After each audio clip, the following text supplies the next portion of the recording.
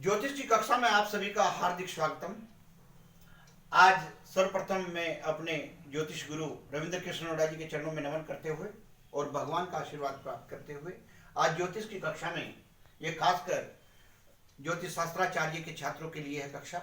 इसमें संवत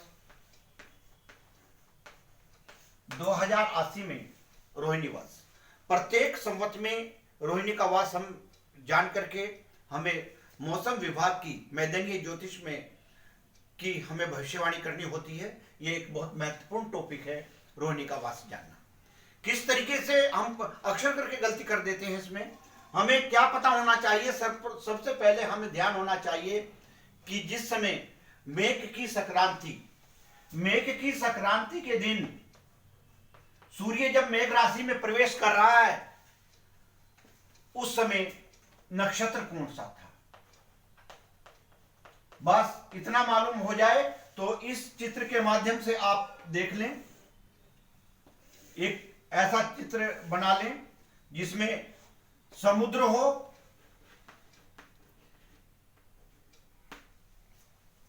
तट हो, समुद्र के तट हैं, ये भी समुद्र है,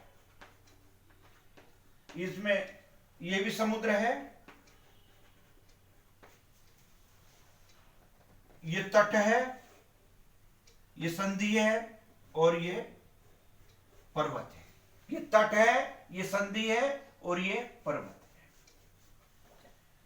ये तट है, ये संधि है और ये पर्वत है। इसमें दूसरी चीज ये जाननी है कि अभिजीत नक्षत्र सहित 28 नक्षत्रों को गणना की जाती है।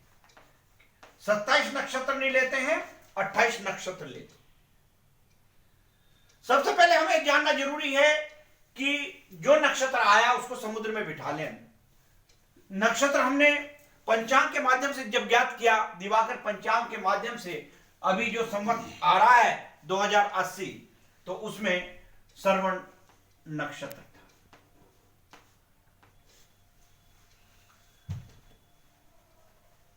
सभी को पता है कि उत्तराखड़ा और श्रवण के बीच का नक्षत्र अभिजीत नक्षत्र, इसमें अभिजीत नक्षत्र की भी गणना की जाती है।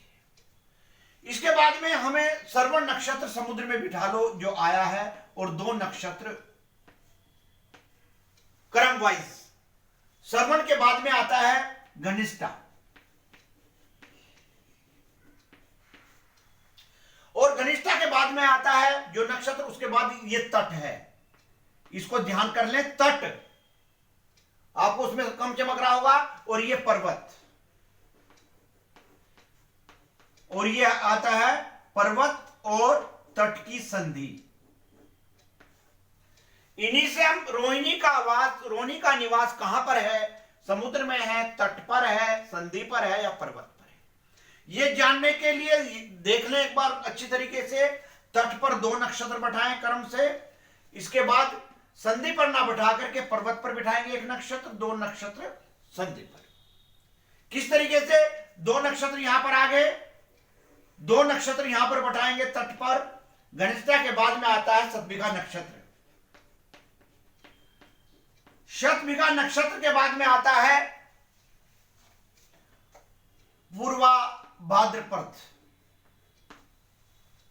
और पूर्वा भाद्र के बाद आता है उत्तरा भाद्रपद। थोड़ा कम चमक रहा होगा, मैं बोल रहा हूं, फिर पर्वत पर बिठाएंगे। इसके बाद तीसरे नंबर पर, पहले समुद्र में, तट पर, पर्वत पर, फिर संधि पर। कभी कभी गलती क्या कर देते हैं, हम तट के बाद में संधि पर बिठा देते हैं, तो पूरा का पूरा गलत हो जाता है। तो दो नक्षत्र तट पर, एक नक्षत्र पर्वत पर और दो नक्षत्र संधि पर। उत्तराभाद्र के पर्द के बाद आता है रेवती नक्षत्र, दो नक्षत्र यहां पर बिठा दो, रेवती के बाद आता है अश्वनी नक्षत्र। यही क्रम तब तक चलता रहेगा जब तक कि रोहिणी नक्षत्र ना आ जाए। अश्वनी के बाद में आता है भरणी और कार्तिका। ये दोनों नक्षत्र समुद्र के अंदर चले गए। ये फिर तट आ गया। ये क्रम तब तक जाएगा जब तक रोहिणी नक्षत्र, कृत्तिका के बाद में रोहिणी नक्षत्र आता है।